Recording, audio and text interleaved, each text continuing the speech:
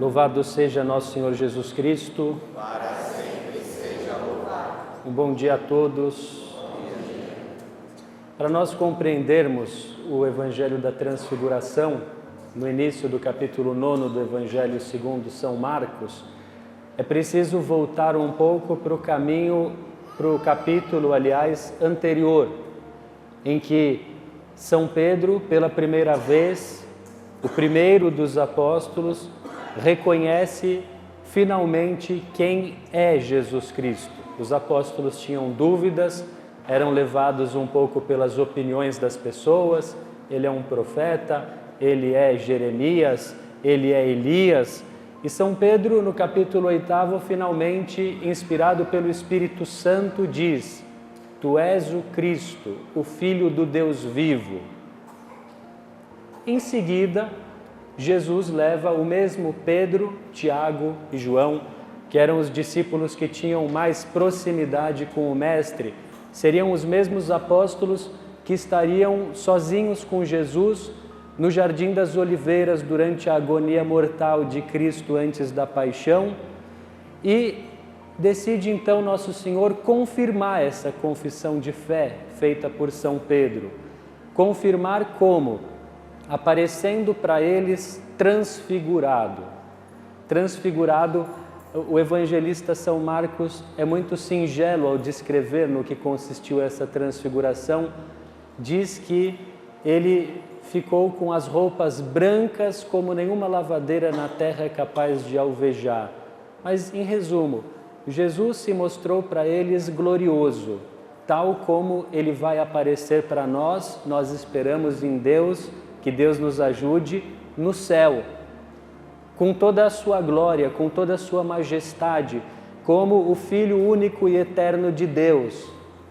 E para confirmar ainda mais, ouviu-se a voz do Pai, que disse aquilo que Pedro tinha um pouco antes professado: Este é o meu Filho amado, escutai-o.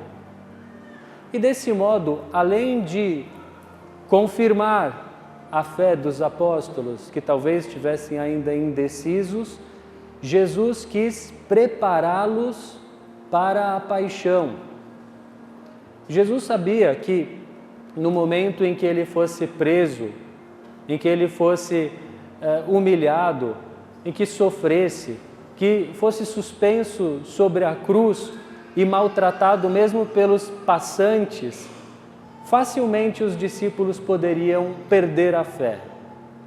E esse momento de luz, de glória, de transfiguração serviu para que os apóstolos, no momento da escuridão do Calvário, se recordassem daquilo e soubessem em quem eles colocaram a sua confiança e não perdessem a sua fé. E mais ainda, que os apóstolos e que também nós que ouvimos esse Evangelho tenhamos uma esperança mais sobrenatural em Deus. De alguma forma, no momento da transfiguração, Jesus antecipou a alegria do céu, tanto assim que São Pedro quer ficar ali. Façamos 3 tendas, uma para ti, outra para Moisés, outra para Elias. Foi uma antecipação da vida eterna, para que nós também esperemos de Deus, não somente os bens passageiros, a proteção neste mundo, a saúde do corpo, mas que nós esperemos de Deus esse bem tão excelente que Ele quer nos dar, a salvação eterna, a visão da glória divina, para a qual nós fomos criados. Mas por que é que a Igreja nos propõe esse Evangelho justamente no segundo domingo da Quaresma? Porque a tradição da Igreja associa esse fato da transfiguração à oração. Eu vou explicar um pouco por quê. No domingo passado nós ouvimos Jesus foi ao deserto para fazer jejum, que é uma das obras da Quaresma. Hoje Jesus sobe com Pedro, Tiago e João sobre o Monte Tabor para orar. E a Igreja nos convida assim a orar. Na Sagrada Escritura, frequentemente o monte é o lugar da oração. Então foi sobre o Monte Sinai que, num arrebatamento de oração, no momento de manifestação divina, o Senhor estabeleceu a aliança com Moisés. Foi sobre o monte que Elias subiu para rezar e viu a manifestação do Senhor. E era sobre o monte que Jesus frequentemente subia com os seus discípulos. O Evangelho conta que às vezes ele ia de manhã logo cedinho, antes que amanhecesse, que o sol nascesse. Às vezes passava a noite sobre o monte em oração, antes de escolher os 12 apóstolos, ele passou a noite em oração. E tanto isso era um costume de Nosso Senhor, que o traidor Judas, quando queria entregar Jesus para os soldados, levou os soldados para a subida do Monte das Oliveiras, porque era o hábito de Jesus ir até lá para rezar. E na Quaresma, Deus espera que eu e que vocês subamos ao Monte da Oração. Eu queria explicar um pouco do que se trata essa subida ao Monte da Oração. Vejam, vou fazer aqui uma pequena catequese. Peço a atenção de todos. A palavra graça nós usamos em vários sentidos. Um dos sentidos para a palavra graça são os favores que Deus nos faz. Eu recebi uma graça de Deus, rezei e consegui um emprego, consegui uma cura, consegui isso, aquilo. Esse é um sentido meio impróprio, mas vale. Um outro sentido da palavra graça é aquilo que nós chamamos as graças atuais que Deus nos dá. Deus nos dá auxílios pontuais para nós compreendermos certas coisas, para termos a força de fazer certas coisas que estão acima das nossas forças, nos dá luzes, nos confirma, nos ajuda a ter mais fé por meio de graças atuais. Existe um outro tipo de graça que nós chamamos as graças sacramentais, que são auxílios que Deus nos comunica através de cada um dos sacramentos. Então, por exemplo, para você que é casado ou casada, por meio do sacramento do matrimônio, Deus te dá graças sacramentais para você ser fiel ao seu matrimônio, para você levar até as últimas consequências dos seus compromissos, para você santificar a sua vida em família, para você educar os seus filhos, para você saber tomar as suas decisões no âmbito da família. Quando nós nos confessamos, além do perdão dos pecados, Deus nos dá uma graça sacramental para que nós não caiamos mais naqueles mesmos pecados que nós confessamos. Essas são as graças a graça que a gente chama graça sacramental. Mas existe um tipo muito específico de graça, e eu gostaria que todos lembrassem desse nome, soubessem isso, que é aquilo que nós chamamos a graça santificante, ou um outro nome que se dá é a graça habitual de Deus. No que consiste essa graça? Essa graça é a amizade com Deus que nós recebemos no dia em que nós fomos batizados.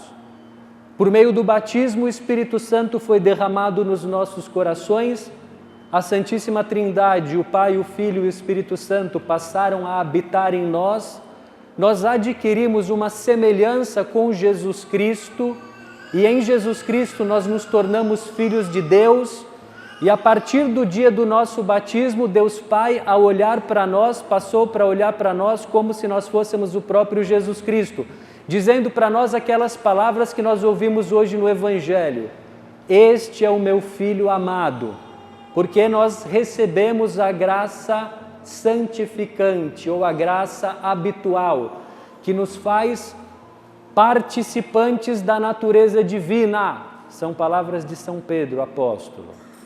Pois bem, a graça habitual, ela pode ser perdida. Basta um único pecado mortal, a igreja ensina isso solenemente, basta um único pecado mortal para que nós percamos essa amizade com Deus. Basta um único adultério, uma única calúnia grave, uma única falta na missa sem motivo justo, uma única ofensa aos pais. Basta um desses pecados cometidos deliberadamente, um pecado mortal, para perder a graça habitual ou santificante, para perdermos essa dignidade de participantes da natureza divina, para nós termos que dizer como filho pródigo: Pai, pequei contra ti, não mereço ser chamado filho.